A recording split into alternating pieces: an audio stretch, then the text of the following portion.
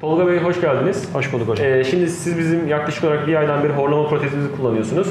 Buraya gelmeden önce ne gibi sıkıntılarınız vardı? Ne gibi tedavilere başvurdunuz? Ne yaptınız? Bunları biraz özetler misiniz? Tabii hocam benim horlama problemim vardı. Yani eşimin de bu konuda şikayetiyle ve tanıklı apne dediğimiz şikayetle ben gittim ilk KBB'ye.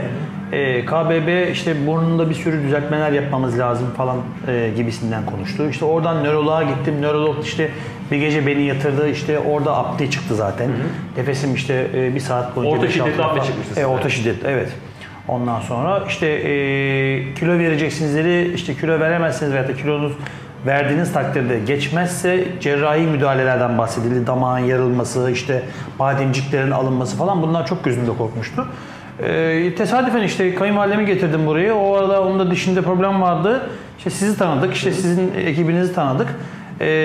Sağ olun bana ölçü de aldınız. Valla ben bir aydır, 1,5 aydır ne horlama problemim var. Eşimle Allah'a şükür aynı yatakta yatıyorum.